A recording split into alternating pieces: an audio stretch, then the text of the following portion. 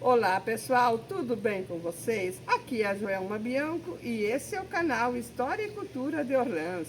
Neste dia 20 de março de 2025, estou aqui no Museu ao Ar Livre de Orleans, Santa Catarina, juntamente com meu amigo José Antônio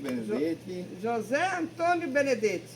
Ele que também trabalhou muito aqui neste museu, e também o seu saudoso pai, né, seu José? Isso, Altino Benedetti. Hoje você vai contar especificamente do trabalho seu e do seu pai aqui no museu, né? Tens muita história para contar.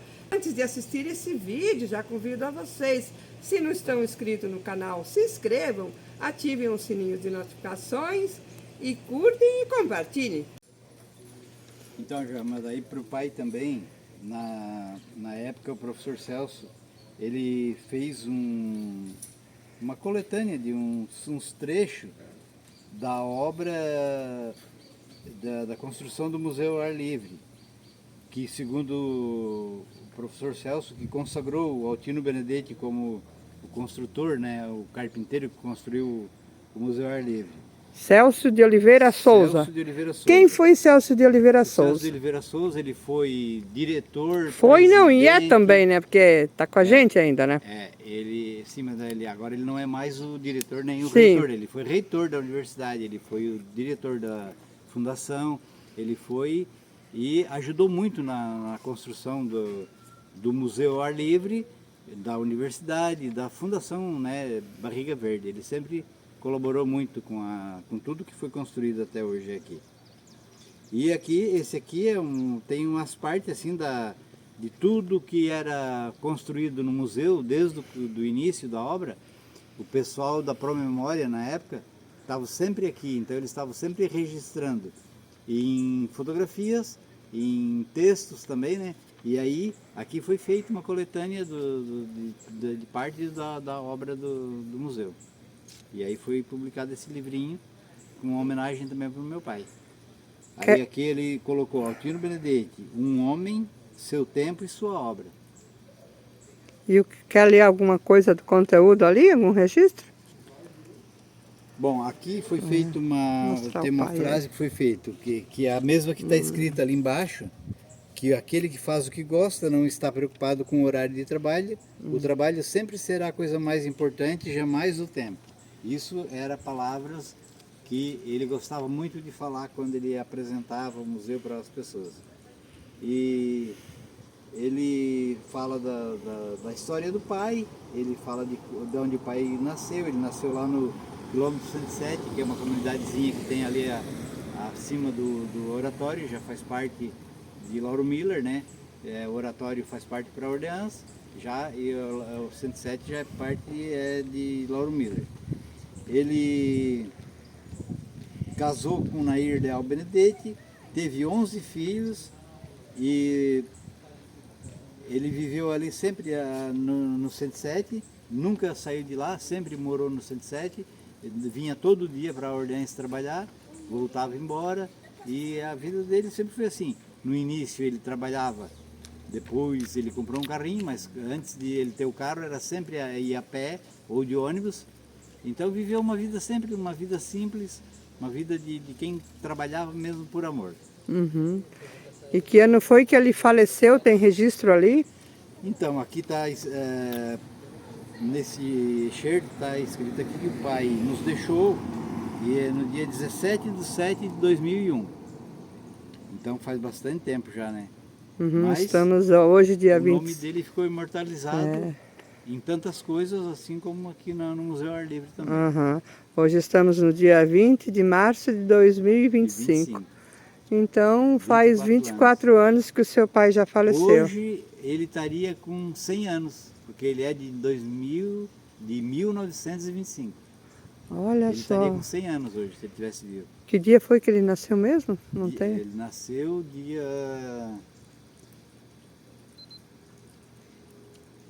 É 25, no ano de 25. Agora o dia foi dia 15, dia do professor. Novembro. É 15 de agosto, acho que é agosto, novembro. É, novembro. Novembro. Dia 15 de novembro, dia do professor. Então tá, é uma bela recordação do seu pai aqui, né, seu Isso, Joelma. Antônio José Benedetti. De novo pelo teu trabalho e que isso é muito bom. A gente fica feliz também porque a gente mostra um pouquinho da nossa realidade, né? A realidade do Museu Ar Livre, o trabalho também da Fundação Barriga Verde, que hoje também tem a universidade aqui que faz parte desse amplo espaço, grande né? tesouro que o Padre João falou que estava por aqui. Eu é que agradeço essa oportunidade também. Deus seja louvado por esse dia, seu José Antônio. Amém. Amém. Ô Joelma, aqui ó, quando nós construímos essa serraria, quando nós estávamos fazendo aquele buraco para colocar o primeiro pau, a gente achou uma nascente d'água. Aí foi colocado, foi feita a serraria, daí o pai disse, agora vocês pegam e vão fazendo um valo e vão seguindo a nascente, até vocês achar a nascente onde ela sai de uma base que é mais sólida para a gente aproveitar a água. Aí a gente construiu um valo aqui perto debaixo dessa figueira, mais ou menos, que está nascente. E aqui ela dá mais ou menos quase, eu não lembro bem, mas eu acho que 2 metros de profundidade. 2 metros de profundidade, e aí a água saía da areia branca já. Aí a gente colocou uma tubulação que a água vai e sai numa bica lá pertinho daquela pontezinha lá, tem a biquinha d'água. Agora a figueira é uma coisa boa, ela ajuda bastante, dá bastante sombra, mas por outro lado, quando a gente tem uma nascente d'água, uma coisa assim, uma figueira perto não é bom. Porque ela solta a raiz ela entra dentro de um cano, de uma tubulação, ela entra do tamanho de um cabelo e a partir do momento que ela entrou dentro da raiz, ela vai buscar água, ela consegue aumentar o tamanho e ela entope todos os canos. A nascente que tem aqui, que saiu uma água aqui mais ou menos de uma mangueira de meia polegada, hoje ela está correndo um filetezinho d'água bem pequeno, porque a raiz entupiu toda a tubulação, teria que desmanchar toda a tubulação para tirar a raiz para construir uma outra tubulação para a água conseguir passar. Então, São José Antônio, vamos lá então conhecer a serraria. Então vamos, João. Eu queria te dizer também que aqui na serraria, quando eu fiquei sozinho, que meu pai já não estava mais aqui, quando aqui no museu eu tinha um probleminha que eu não sabia resolver, que eu ainda não tinha vivenciado, quando eu entrava na serraria, a partir do momento que eu passei a ponte, que eu entrei na serraria, parece que eu entrava em contato com o pai e a solução aparecia. Assim, era como se fosse uma coisa mágica. Então sempre eu gostava de vir na serraria, porque aqui eu tinha esse contato com o pai. Vamos lá então? Vamos. Então aqui eu também participei desde o início, né, da construção do museu, e aqui a serraria foi a segunda construção que foi construída no museu. A primeira foi a marcenaria, as oficinas artesanais, depois foi a serraria. Então, na época eu era um menino, eu tinha 15 anos. Então quando a gente começou a levantar essas madeiras, esses pau, as colunas para fazer a serraria, aí nós que era pequeno, a gente andava em cima dessas madeiras, que aí eles mandavam nós, porque a gente tinha facilidade de andar, então a gente andava em cima dessas linhas, tudo só em cima dos esteios, e a gente construiu desde o início a serraria até o finalzinho. Na época a gente andava com telha, com coisas em cima dessas madeiras finas, e a gente não tinha medo, não é que a gente não tinha medo, medo a gente tinha, mas naquela época, quando a gente, por exemplo, amassava um dedo, o pai dizia que era bom para crescer, e a gente tinha que trabalhar, não tinha que ter medo, se caísse, caiu, se machucou, sara, e a gente era incentivado a trabalhar, a fazer o trabalho. Então, naquele tempo não se tinha muito esse cuidado tanto com segurança. Hoje a gente sabe que a gente não pode trepar, por exemplo, conforme se não tem um curso, mais de 2 metros de altura. Naquela época a gente trepava, a gente subia em vara e coisa, e para colocar uma corda lá em cima, a gente andava em cima dessas madeiras, tudo, que hoje com todo o sistema que tem de segurança, não é mais permitido, mas naquela época era obrigado, não tinha o que fazer. Então a serraria aí já foi um sistema moderno, porque antigamente, Joelma, era a serraria puxada a braço. Olha, essa aqui era uma serraria puxada a braço, a madeira era colocada no estaleiro, alta do chão, e aí ficava uma pessoa em cima do andaime e uma embaixo puxando a serra. E, tem um livro do Padre João que diz que 2 homens com bastante prática fazia 8 fios de serra numa madeira de 3 metros mais ou menos. Então o dia todinho serrando, aí ficava trabalhando aqui e produzia 8 fios de serra, produzia 8 tábuas. Então imagina, aí quando vem uma escola, daí o cara pergunta, né, quem será que fazia mais força? O que está em cima ou o que está embaixo? O de cima, porque vai ter que puxar para cima. Ele disse, não, na verdade o que faz mais força é o que está embaixo, porque o de cima só puxa a serra. O de baixo puxa e tem que apertar a serra contra a madeira para serrar. Então na época, aí o de baixo, além de ele fazer mais força, ainda tinha o pó que caía sempre em cima dele. Aí a gente sempre fala para as escolas que quando aí aqui tinha 2 pessoas trabalhando serrando. Aí depois foi inventada a serraria que funcionava com roda d'água. Aqui, por exemplo, eu chego aqui, eu coloco a madeira na serra e eu ligo a serraria e eu posso ficar de braço cruzado olhando a máquina trabalhar. Diferente daquela época, porque aquela época tinha que estar trabalhando puxando a serra. Eu vou ligar, Joelma, agora a serraria para você ver funcionando. É a serraria pica-pau, eu conheço por serraria pica-pau, né? Na época.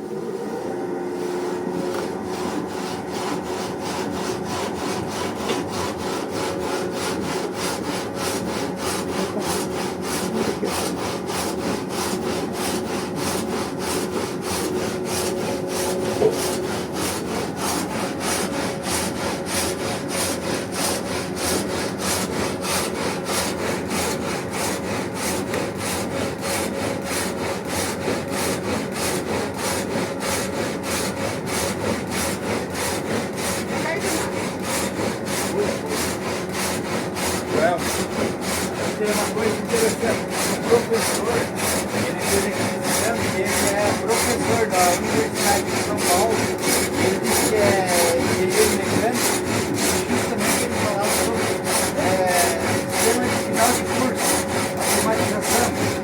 Aí ele disse para ele que aqui já tinha automático. Aí ele disse, não, não acredito que uma coisa deve ser automática. Aí eu mostrei, por exemplo, isso aqui, ó. Produz esse movimento para empurrar a madeira contra a serra, né? Que já é uma automatização. E lá tem o final de curso. Aquela madeirinha lá, quando ela chega lá no final, ela bate na alavanca lá e desarma a serra para ela não chegar até o final. Aí ele explicou essa parte, e ele disse que isso ele ia usar nas aulas dele a partir daquele dia.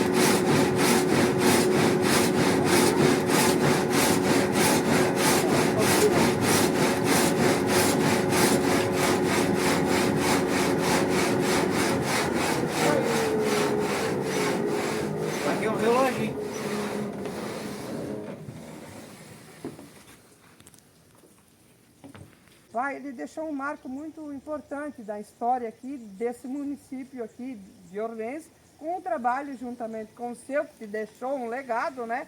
Aqui no Museu Ar Livre de Orleans. Parabéns ao seu pai e parabéns a você.